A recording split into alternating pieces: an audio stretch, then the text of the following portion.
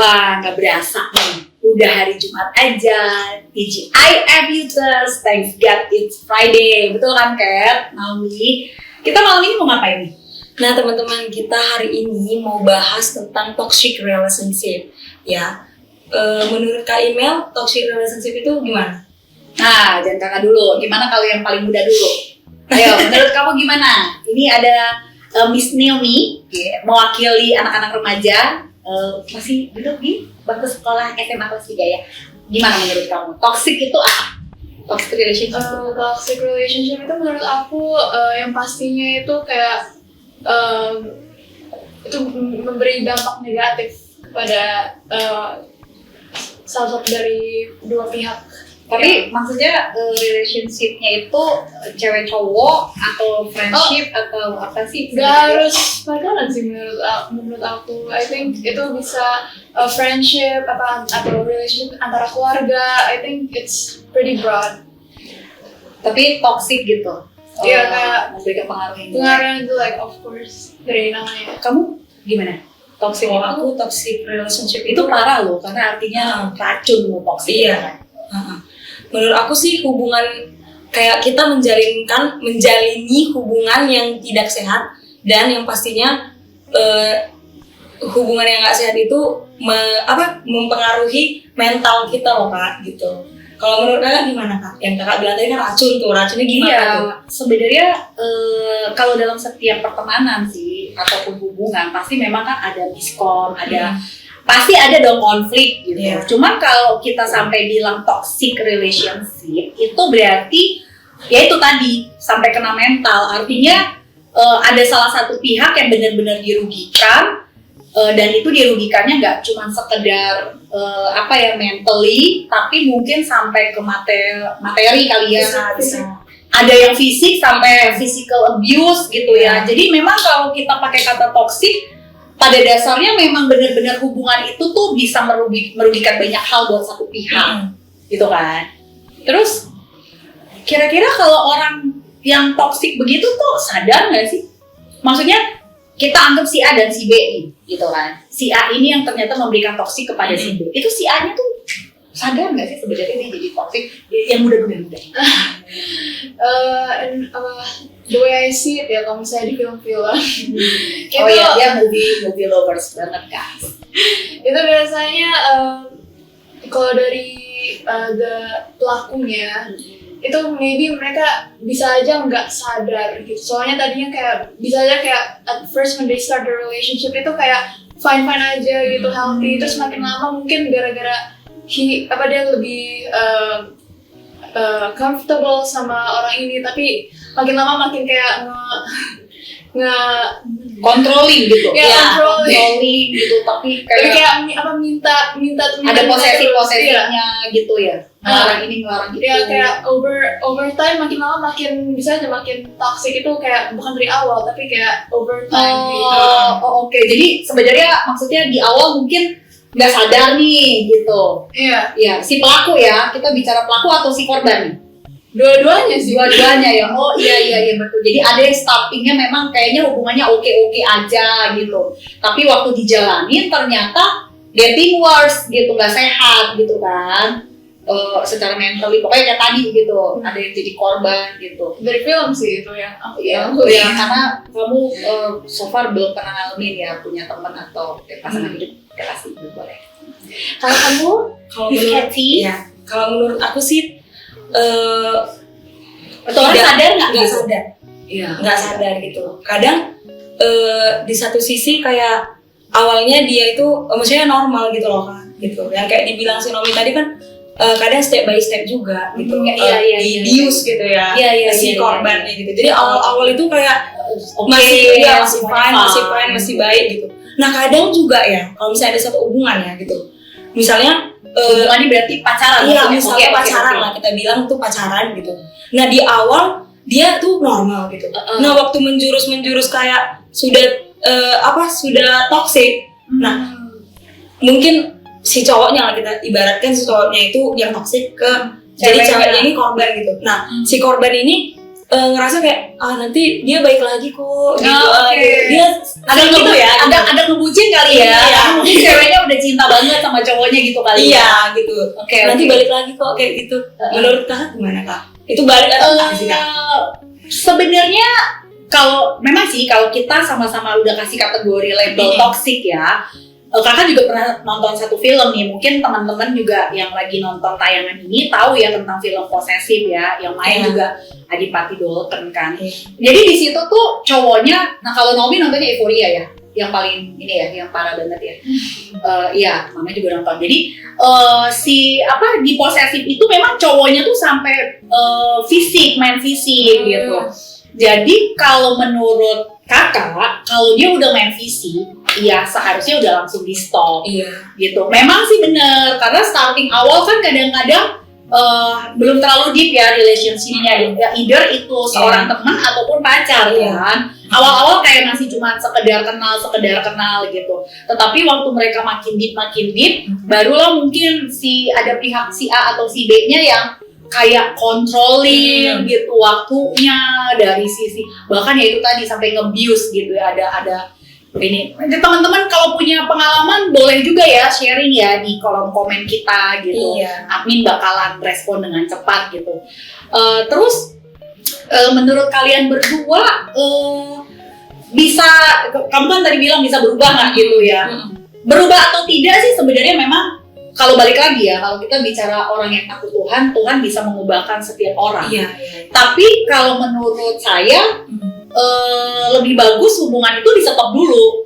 Artinya gini, kita doain aja dulu tuh orang sampai dia recovery, sampai benar-benar Tuhan pulihin hatinya. Karena memang biasanya ada latar belakang yang gak bagus gitu dari si pelaku gitu. Kalau kayak yang di film posesif itu memang ternyata laki-lakinya itu tumbuh besar dari seorang ibu yang memang abuse. Jadi dia posesif akut dan kemudian jadi nggak benar, jadi toksik buat si ceweknya. Nah, kalau tadi kan bilangnya ya kita harus stop. Cuman maksudnya memberikan kesempatan lagi mungkin nggak mungkin lah ya. Ya biar dia recovery dulu lah ya. Ya nggak sih, harus pemulihan dulu ya Bang. Kalau dia temen gimana? Soalnya aku punya pengalaman, jadi aku langsung ngeblok segala macam karena aku merasa dia toksik banget buat diriku. Itu salah nggak sih sebenarnya? Kalau menurut aku sih, kalau tergantung sih kak. Kalau misalnya toksiknya itu gimana? Kalau kakak gimana emang toksiknya? Yang pasti banyak kebohongan. Jadi satu sisi memang kakak tuh udah nganggep dia kayak adik rohani gitu kan. Terus udah manifest waktu, kasih sayang, pokoknya bener-bener kakak tuh tulus gitu sama dia, sampai materi juga. Tetapi ternyata dengan berjalannya waktu banyak cerita-cerita dari hidupnya yang merupakan kebohongan. Bahkan ya Naomi pas kenal lah, kita nggak boleh sebut merek. Bahkan di luaran tuh diceritakan apa yang dia tahu dalam kehidupan kakak, jadi kayak dibalikin, jadi kayak digosipin kakak di luaran gitu. Memang kakak blok akhirnya karena aku merasa nih orang bikin mental tuh agak keganggu gitu loh. Dan ada beberapa teman-teman yang dekat sama dia juga ya begitu juga gitu. Kayak udah dia nggak sanggup dia berteman sama dia kayak begitu. Iya, aku juga punya pengalaman sih Kak, tentang toxic relationship di pertemananku gitu. Menurutku sih itu udah membuat mentalku ini sih sedikit rusak. Gimana ya kata-kata bagusnya, kayak udah keganggu lah. Iya, keganggu ya, bukan gila ya teman-teman, bukan gila ya, tapi agak-agak ini gitu. Karena awalnya aku bukan yang orang yang seperti itu, jadi seperti itu nih gitu. Kayak contohnya aku nasehatin dia pelan-pelan, nggak boleh gini, nggak boleh gitu, ngelakuin ini harus gini. Nah awal-awal sih memang diikutin, terus lama-lama kayak balik lagi yang kayak tadi kita bahas itu kakek balik. Terus nggak ada perubahan. Iya, nggak ada perubahan gitu di pertemanan kami gitu kan. Dan aku lebih banyak yang kayak kakak bilang juga materi, tenaga, apalagi tuh kayak waktu, bahkan segala nasihat-nasihat mau dari rohani mau nggak dari rohani, pokoknya sampai teman-teman aku juga ingetin gitu kayak kalau aku sih udah aku tinggalin gitu, tapi kenapa kau ini bertahan gitu sama dia gitu. Aku ngerasa kalau misalnya kita menjalin hubungan itu, kita harus tetapkan gitu loh di dalam hubungan itu tuh kasih gitu menurut aku, baik di keluarga, di pergaulan, di pekerjaan juga ya kan, di dunia kerja gitu.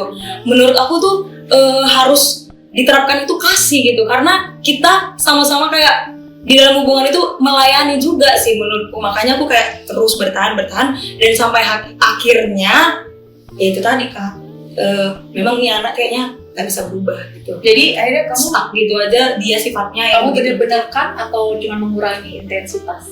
Kalau aku sih mengurangin, aku juga ngomong baik-baik sama dia. Udah terlalu banyak sih kebaikan-kebaikan yang memang aku omongin, dan akhirnya kayak aku udah hopeless gitu ya Kak, kayak udah capek gitu untuk ngomong itu lagi. Endingnya aku bilang kayaknya kita nggak usah dekat dulu, kayaknya agak menjauh aja dulu. Tapi tetap sih kalau aku pribadi beda-beda orangnya. Kalau aku sih lebih ke nggak bisa, memang aku susah marah orangnya kan gitu. Lebih ke ini ya, kayak udah jauh aja. Tapi kalau misalnya dia sharing atau apa gitu masih didengerin juga kalau aku gitu. Tapi ya udah nggak kayak zaman dulu lah gitu, maksudnya yang benar-benar Iya, sepenuh hati gitu. Pokoknya yang udah seperlunya aja gitu. Iya, aku juga dulu tuh sifatku itu susah mengampuni juga sih gitu. Kayak susah benci, tapi waktu sekali ya benci tuh kayak susah gitu loh Kak untuk memaafkan dalam waktu yang cepat gitu. Kalau bisa tunggu pulih hatinya dulu. Aku memang diam, kalau aku marah tuh aku diam, tapi aku kayak oke, kayaknya aku nggak usah sampein, nanti tunggu waktunya ada gitu yang baik, dan waktunya yang pas, timingnya yang pas, yang enak diobrolin. Nah di situ aku kayak ini gitu. Nah kalau menurut Nomi gimana deh? Kalau misalnya aku experience itu sih, mudah-mudahan enggak in the near future. Mungkin kalau misalnya lihat dari itu aja separah apa dia toksiknya mungkin. Terus kalau misalnya udah parah, bener-bener parah sampai kayak aku jadi nggak bisa tidur atau nggak fokus belajar gara-gara dia, mending jauhin aja deh. Kayak Jadi bakal ngeblok, bukan ngurangin intensitas, tapi bener-bener aku sih ngeghosting aja. berarti ngeghosting ya, berarti kamu bakalan ngeblok semua. Iya, berarti memutuskan pertemanan. Ya gitu-gitu lah. Iya. For the sake of my own mental health. Ya gitu, tinggalin aja. Iya, memang sebenarnya sih kakak juga kadang-kadang suka berpikir sih kayak, maksudnya aku tuh lakukan begini, apa aku jadi orang yang nggak ngampunin gitu ya. Cuman permasalahannya memang kan itu sebenarnya BFF waktu di Jakarta ya gitu kan. Jadi begitu kakak pindah ke sini sempat masih keep in touch gitu. Tapi keep in touch-nya itu kalau dia tuh punya kepentingan, contoh perlu duit gitu. Nanti kalau udah kakak kasih, ngilang tuh, ghosting tuh, nggak ada kabar. Terus kakak bisa dapat kabar-kabar tentang dia, tiba-tiba punya pacar, punya apa tuh dari orang lain. Terus kalau kayak kakak yang berusaha untuk komunikasi sama dia bisa so sibuk. Tapi terus kalau dia butuh lagi tuh dia bisa yang kayak gitu deh, kayak iya, mentalnya tuh kayak playing as a victim, selalu yang kayak aku lagi sakit Kak, aku lagi begini. Dan itu berulang gitu. Jadi menurut kakak, aduh nggak deh aku kayak begini ya. Sementara aku kayak doain dia, kayak berharap dia ini di sana baik-baik aja. Ternyata ya nggak ada perubahan gitu. Teman-teman di sekitarnya yang masih di sana pun nasehatin nggak ada. Jadi memang ya udah kakak blok. Jadi dia tuh sempat beberapa kali tuh nggak sih pakai fake account, pakai nomor telepon yang apa gitu, kayak ini gini, sampai minta maaf gini. Aku kali ini sih baru memang treat orang tuh sampai kayak gitu. Nggak tahu ya teman-teman Uters, menurut teman-teman Uters itu yang saya lakukan salah atau enggak gitu. Tapi to be honest ya, ini pertama kali aku memang benar-benar kayak nge-remove seseorang dari kehidupanku, karena menurutku dia udah ngeganggu banget buat hidupku gitu. Jadi ya gimana ya. Nah terus kalau menurut kalian berdua ya, toxic itu maksudnya ada nggak sih orang yang walaupun udah tahu BFF-nya ini toxic atau pasangannya ini toxic, tapi dia terus aja gitu mempertahankan?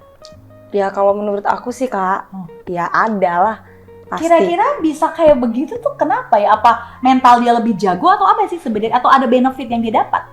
Kalau menurut aku sih itu dia belum sadar sih Kak sebenarnya dia itu korban gitu. Itu biasanya kamu menurut kamu nemuinnya di BFF atau yang kayak pacaran? Yang bisa bertahan banget gitu. Kan tadi kamu sempat ngomong tuh, sempat kamu mention kan, bucin dong yang kakak tadi sempat kita bahas. Apa menurut kamu tuh biasanya seseorang bisa bertahan di dalam satu toksik itu apa yang pacaran atau sebenarnya ada juga Dua-duanya juga sih Kak. BFF karena aku juga pengalaman gitu. BFF ya bertahan gitu. Sebenarnya dari awal mungkin yang kalau BFF yang aku pengalaman pribadi temanku ini kayak memanipulatif, menipu, play victim, kayak seolah-olah dia tersakiti gitu loh Kak. Gitu. Jadi awal-awal tuh aku kayak masih kayak ih kasihan ya. Gitu kayak oh mungkin memang dari keluarga yang ini. Jadi aku selalu kayak mungkin seperti ini, mungkin seperti itu. Aku nggak bisa nyalain dia sepenuhnya gitu. Nah itulah aku nggak sadar kan ternyata dia itu ya nggak tahu lah cerita benar atau enggaknya gitu. Kalau dari pasangan sih mungkin ya aku juga belum pernah ngalamin nih teman-teman. Mungkin kalau dari pasangan kayak nggak sadar dia korban karena mungkin terlalu sayang Kak. Iya bucin lah ya. Iya bucin. Kalau ditinggal kayaknya, aduh nanti aku nggak bisa hidup sama dia gitu. Cicak ya. Iya. Kalau misalnya kalau misalnya dipertahanin tapi sakit nih, gitu, heart gitu. Oke. Kalau Nomi di pertemanan atau mungkin teman yang lain atau itu, inspirasi kamu, yang lain. menurut kamu tuh apa? Kalau ada nggak sih, mungkin nggak sih ada orang yang mau bertahan di dalam satu toxic relationship? Kalau yang aku lihat di film-film itu biasanya the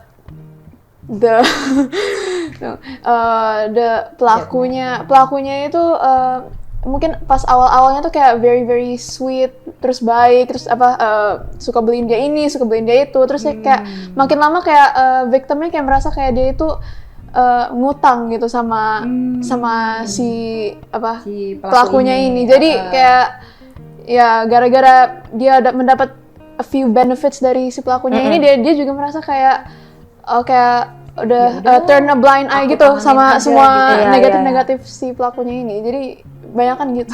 Tapi biasanya menurut kamu itu di hubungan pertemanan atau sebenarnya paling banyak kalau yang percintaan? Kayaknya dua-duanya bisa deh. Pertemanan juga bisa ya? Iya, I think pertemanan juga banyak sih. Friendship setahu aku banyak cerita-cerita orang kayak gitu. Oh iya, jadi tuh iya sih benar. Jadi ada benefit ya yang dihasil. Jadi kakak tuh punya cerita dulu punya temen gitu waktu SMA, dia pacaran, dia emang nih cowok tajir, terus agak keren lah ya, bawa mobil segala macam. Ini menurut kami nih temennya si cewek, kami lihat bahwa hubungan percintaan mereka, hubungan pacaran mereka tuh udah nggak sehat. Karena kalau berantem, dia nggak peduli mau di pinggir jalan, mau di tengah jalan, pun bisa bentak-bentakan, bisa teriak-teriakan. Cowoknya model yang begitu dan posesif abis, jadi kalau antar jemput harus dia, kalau kemana-mana tuh harus lapor. Treatnya tuh bener-bener dibeliin ini, dibeliin itu. Jadi abis marah, si cowoknya bisa ngedadak sweet banget. Bisa yang kayak, bawa, kalau kayak zaman sekarang mungkin bawa bunga, beliin ini, kasih ini, semua barang-barang mewah. Nah saat itu memang kami teman-teman si cewek selalu bilang, ngapain sih dipertahanin kayak begini pacaran? Kami aja stres yang cuma nonton nih, cuma ngeliat. Ya abis pernah mau gak sih berantem gitu di depan satpam, gara-gara waktu itu di tempat les, terus berantem sampai satpam tuh ngelerai, tapi habis itu udah baikan aja lagi. Gitu. Tapi memang sekarang ya nggak nikah sama dia juga sih, putus sih. Tapi cukup lama loh mereka pacaran loh gitu. Itu ya bertahan karena ya itu tadi ada banyak benefit yang diberikan dan dia kayak tutup mata deh. Yang penting aku bisa dapat ini dan ini gitu kali ya. Dan mungkin karena mental dia belum sampai terganggu banget, jadi aman gitu kali ya. Iya. Mungkin ada juga janji-janji manis ya yang atau gitu berharap berubah. Sering itu di hubungan itu sering nih. Berharap berubah. Menurut Kakak berubah nggak itu, Kak? Yang bisa ngubah orang itu cuma Tuhan sih. Iya ya, pengenalan akan Tuhan mengubahkan kamu, kata Pak Rasul Paulus. Punya satu metode gini. kalau kita lagi membawa seseorang, mau baik pertemanan, kita kan percaya ya setiap orang yang dikasih Tuhan dalam hidup kita tuh pasti ada satu influence yang kita harus lakukan ke orang itu. Tapi ketika ternyata orang itu tidak ada perubahan ketika bersahabat sama kita harus move on kalau menurut kakak gitu. Artinya kita tidak benci orangnya gitu, tapi kita benci perbuatannya. Ya kita doain gitu, dan kita berharap memang ya dia ketemu Tuhan sendiri, bukan karena kita ya, bukan karena dia berteman sama aku atau dia pacaran sama aku, dia berubah nih jadi baik bla bla bla bla bla. Kan seringkali kita sok kayak playing a hero gitu tuh nggak sih, jadi pahlawan buat orang lain. Kadang-kadang mungkin gini, orang yang bisa betah dalam relationship yang toxic karena dia ngerasa mau jadi pahlawan buat orang itu, iya nggak? Iya. Setuju nggak? Setuju. Tanpa sadar loh. Iya. Iya kan? Iya nggak? Tanpa sadar. Dan yang mengerikannya adalah ketika kita sepertinya mau menggantikan posisi Tuhan. Nah, itu yang mengerikan. Jadi kayak kita mau ngubahin dia, aku sabar deh. Iya. Supaya aku bisa ngubahin dia, padahal kita lupa yang ngubahin manusia itu Tuhan. Sampai bisa aja sih Kak, hubungan kita dengan Tuhan pun jadi bisa terganggu kan juga Kak. Iya, jadi kayak iya dong, bener maksudnya kayak kesel kan, kita kan marah kan nggak bagus. Iya, kita marah mau nggak bawa bagus. persembahan ke Tuhan nggak bisa, Tuhan bilang berdamai dulu. Gitu. Iya nggak?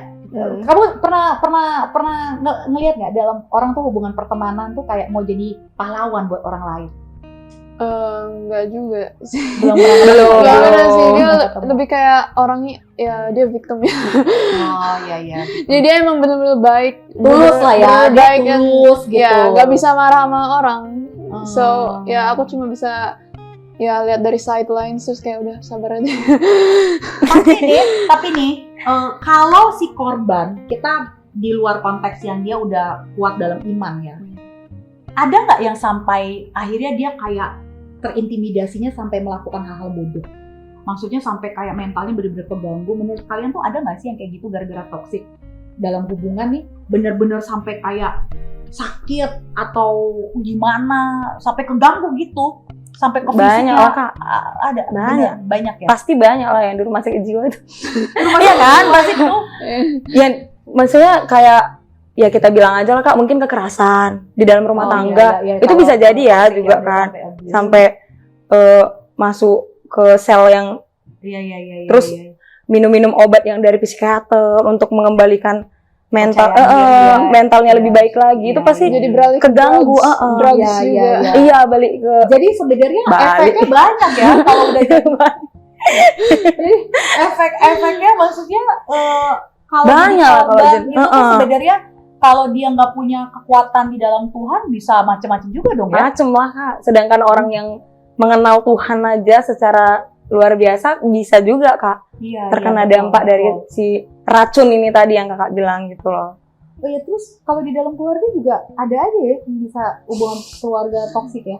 Banyak lah kalau di keluarga. Bisa sih, udah pasti. Hampir Biasanya Naomi pernah ngelihat bagaimana?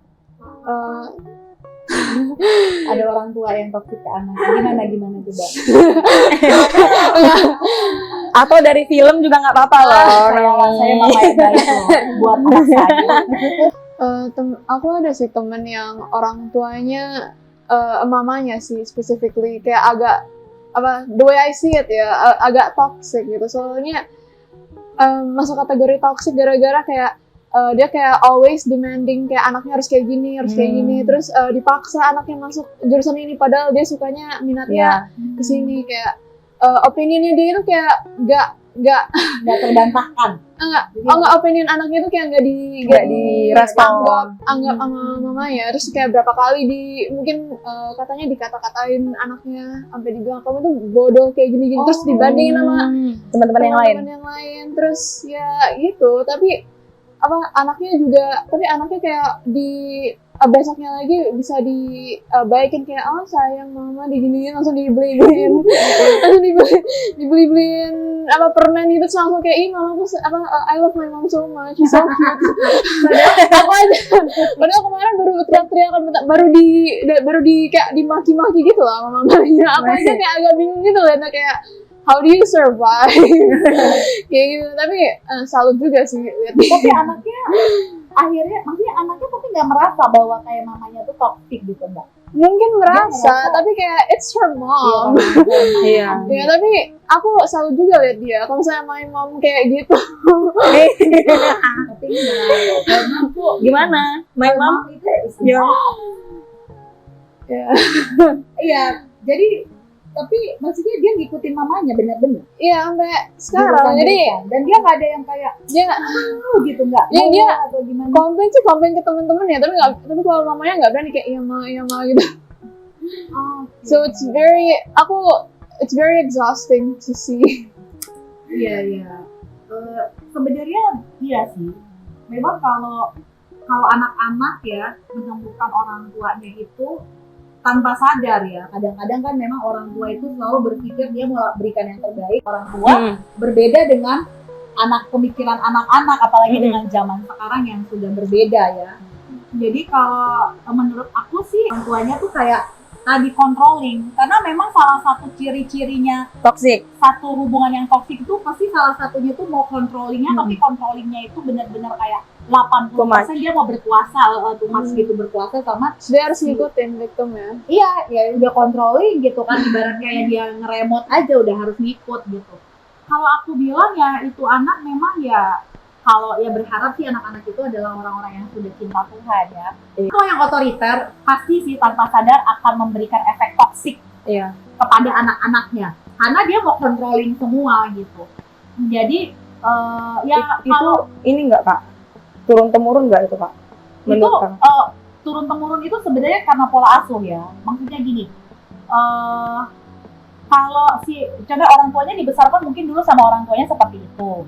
Nah, ketika dia jadi orang tua, kalau dia tidak mengalami satu transformasi, contohnya mungkin jadi open mind, ya bisa mengulang pola asuh yang sama memang ke anaknya kemudian.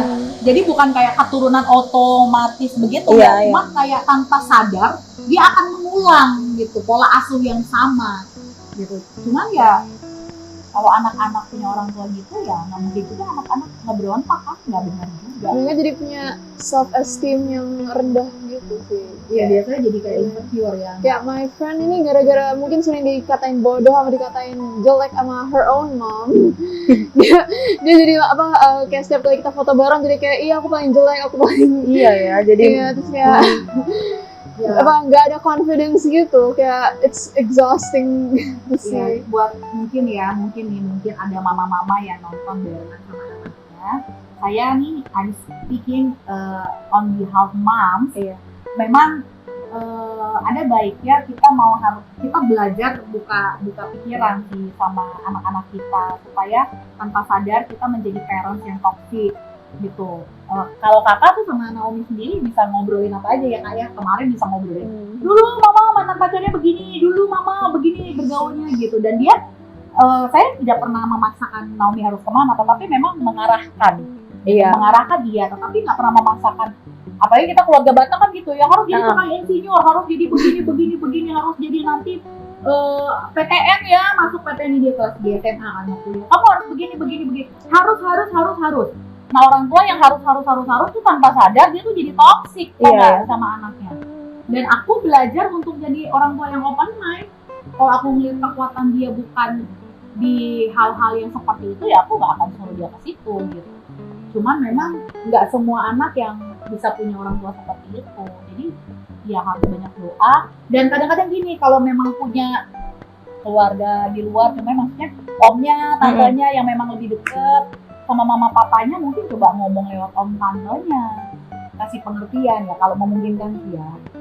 Nah gimana tapi kalau menurut kamu, kalau anaknya yang juga toksik, contohnya anaknya tuh terjebak dalam pergaulan yang bikin mama papanya tuh stres gitu ya, pak narkoba, pergaulan bebas, LGBT tuh gimana menurut kamu tuh? Gimana tuh?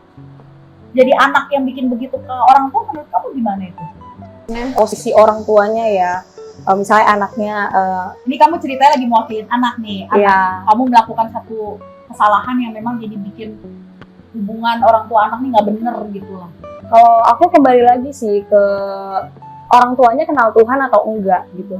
Biasanya kalau misalnya orang tua yang enggak kenal Tuhan, ya pasti otomatis mereka itu jadi merasa benar bahwa ini anaknya ini ngelakuin ngelakuin yang ini itu benar, karena mungkin balik lagi dia ngelakuin ini mungkin bisa jadi dari pergaulan atau mungkin hubungan dari keluarga juga, contohnya mungkin broken home gitu. Tapi di sisi orang tua yang tidak mengenal Tuhan ini pun ya mau nggak mau ya pasrah, yang ngebiarin banyak ya kan Kak gitu, ngebiarin juga, terus atau malah sering adu mulut atau mungkin berantem di rumah gitu. panas lagi. Iya, panas. Kondisi rumah itu selalu nggak hangat gitu loh. Tapi bukan aku bisa bilang juga kalau orang tua kenal Tuhan.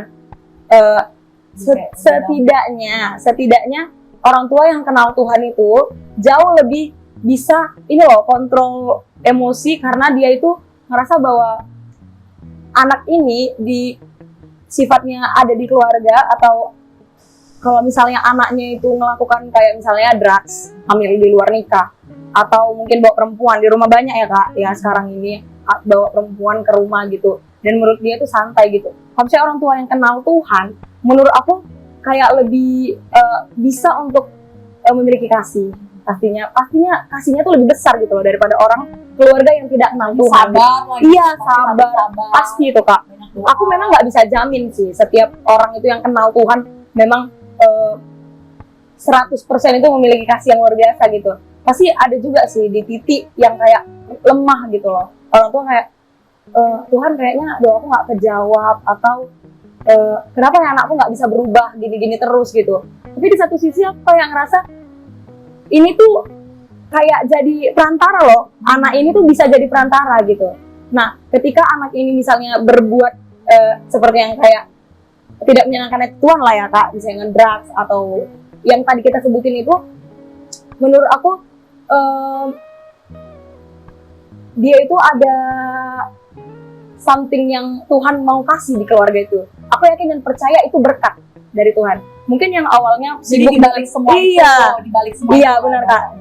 Di balik semua itu mungkin adanya berkat Tuhan gitu loh. Berkat itu contohnya misalnya berkat itu nggak soal materi ya, nggak melulu soal materi.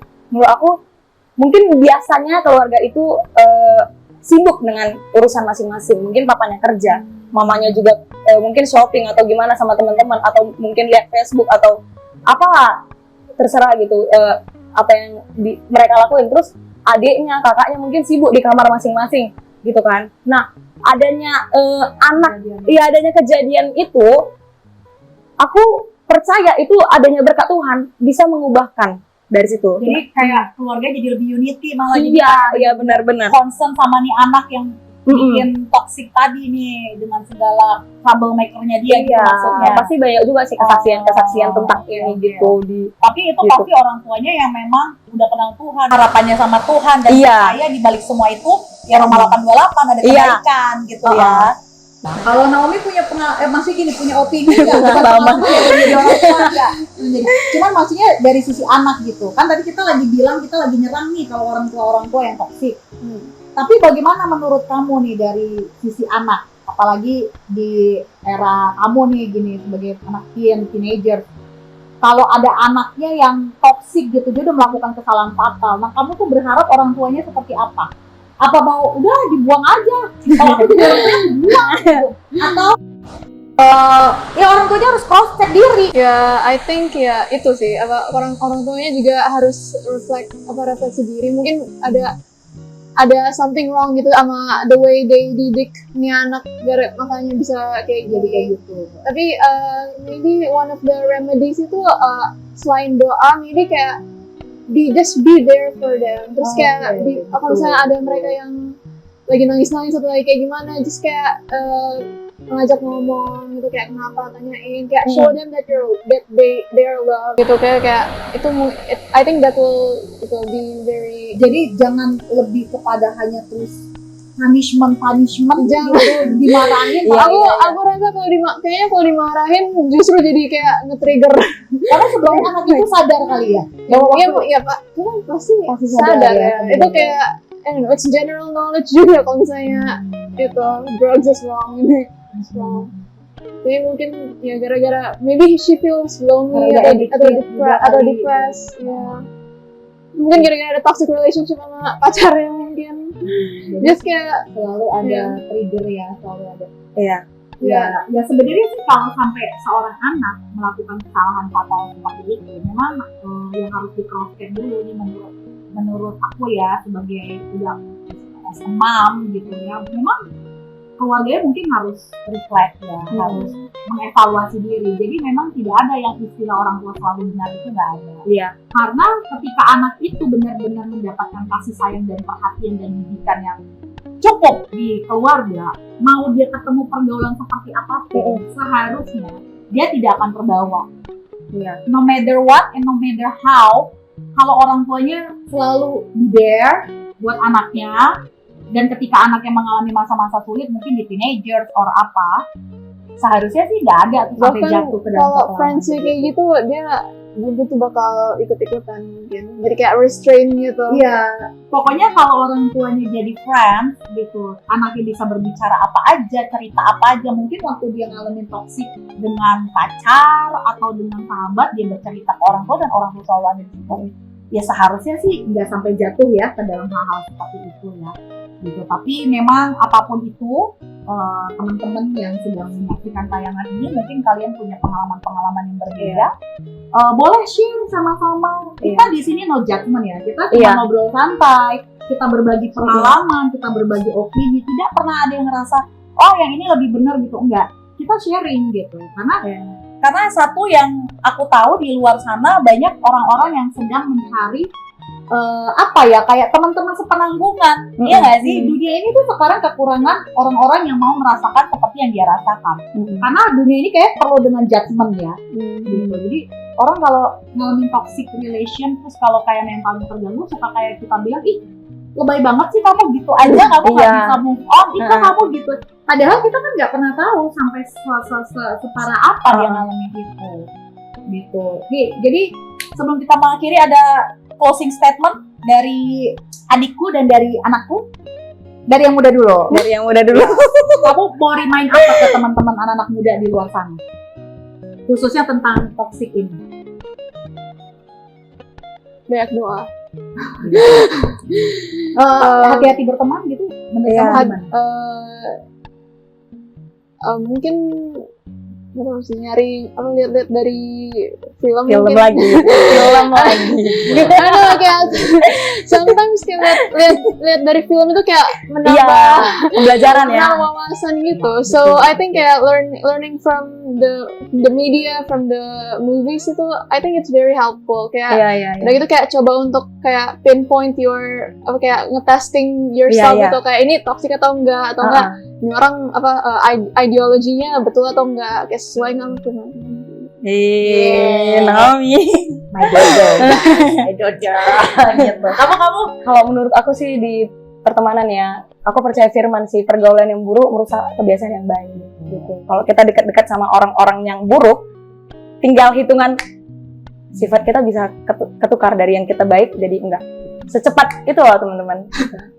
Iya, kalau dari aku cuman satu kalimat, berteman boleh dengan siapapun, tetapi pilihlah bergaul dengan siapa. Karena perbedaan berteman dengan bergaul itu deep-nya beda.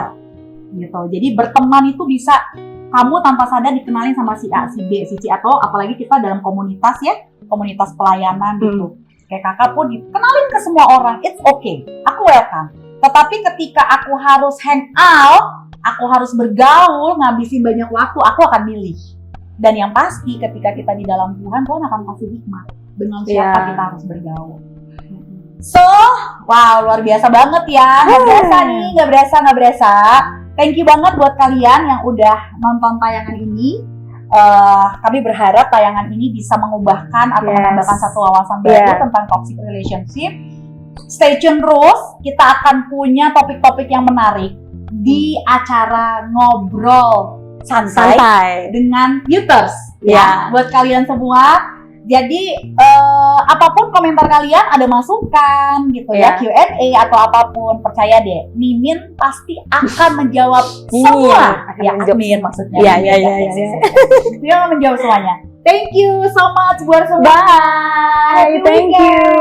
God bless you. God bless you all.